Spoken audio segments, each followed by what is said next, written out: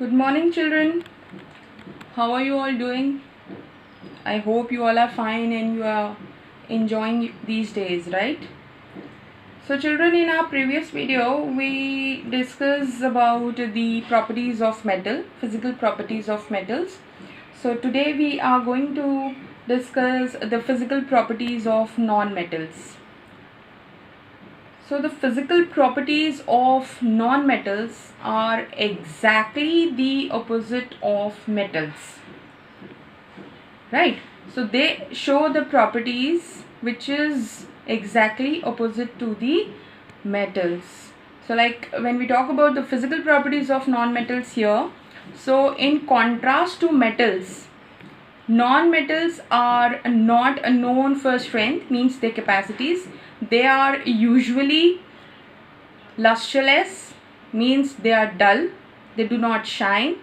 There are exceptions like graphite and iodine.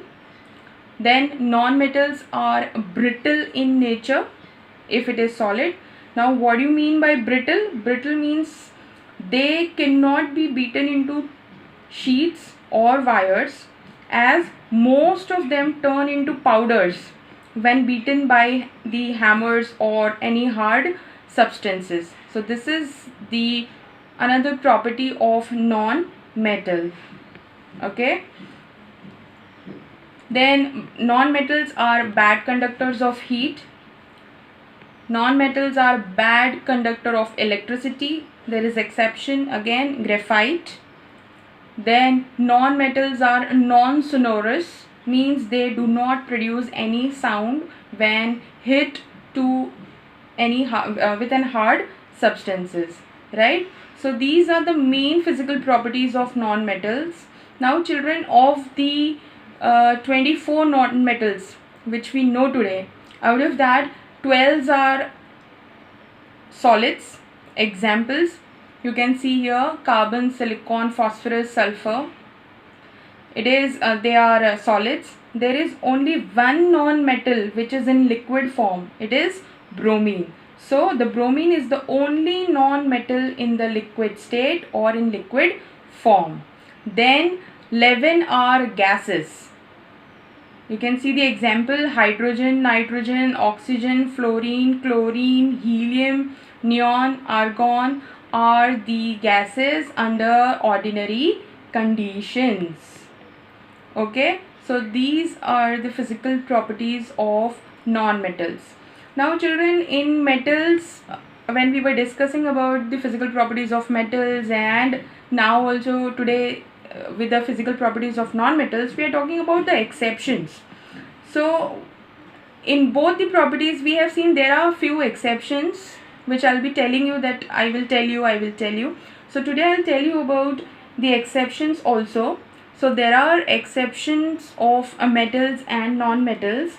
So first of all, metals all are solid, but there is exception, mercury. So mercury, it is in liquid form, and it is the only metal which is liquid at room temperature. Then non-metals, they are solids or gases, but there is one exception like bromine. Bromine is the only non-metal which is liquid at room temperature. Then we saw that most metals, they show the high melting point, means they need high energy, large amount of heat, to melt and boil it. So but there is an exception like gallium and cesium. So these two metals, they started melting as soon as you take it in your palm. So at room temperature also, or when you take it in your palm, it started melting. So this is an exception, gallium and cesium. They melt when you keep them in your palm, right? So they have a very low melting point. Then another exception is iodine. Iodine, it is a non-metal, but it shows the property of metal. Which property? Luster, shining, right? Then diamond and graphite. Now diamond, everybody knows that it is famous for its shine and ages and all, right? So diamond and graphite, they too are non-metal, but they show the property of shining, or you can say the lusterness, right? Now, for instance, like carbon, for instance, if we talk about, it is a non-metal. But if we'll see the diamond and graphite, where it is coming from, it is coming from the carbon. And these two, they are known as the allotropes of carbon. So the different forms of carbon in which it occurs, it is called as allotropes. Now, as I told you, the examples diamond and graphite are non-metals, but they show the properties of lustrousness, shining of metals, right?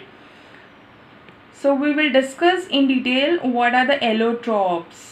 First of all, like I said, allotropes, it shows the various physical forms in which element can exist, right? In which the different form of carbon in which it occurs, they are called as allotropes of that element.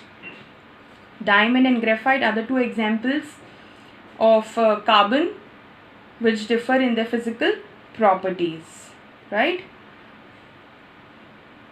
Now, diamond. If we talk about a diamond, as you can see here also on the screen, that how the diamonds are shining and they are in the form of different shapes. All of you can see, right?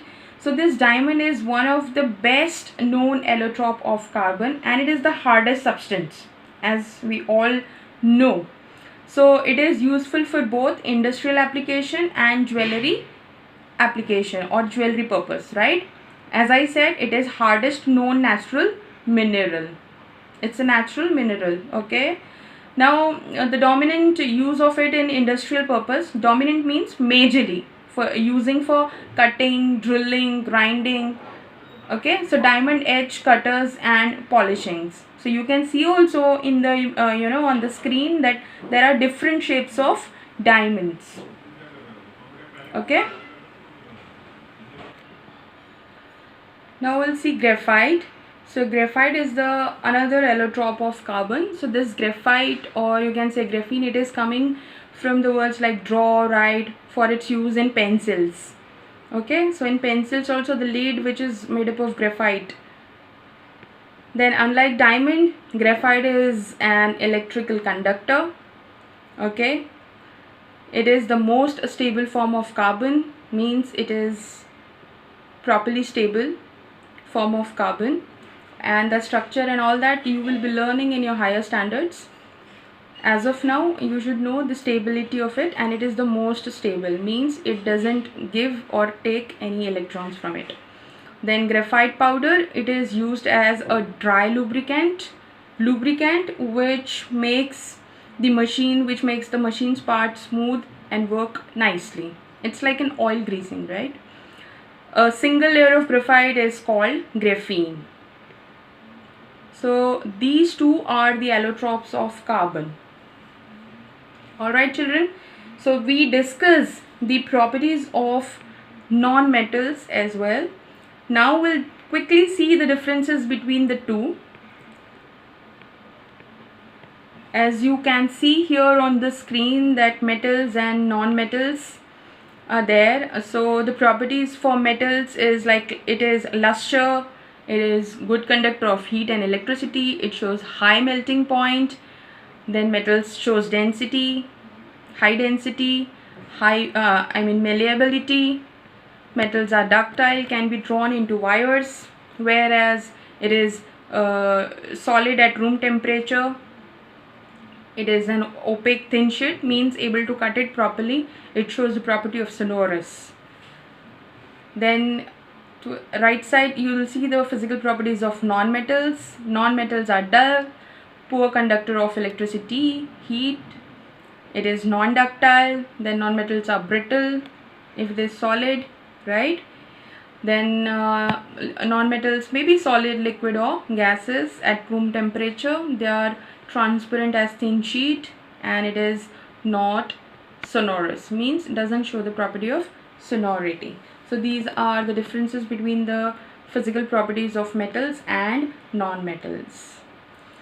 Alright children, so in this video we have seen the physical properties of non-metals and allotropes, and there are few exceptions which we discuss.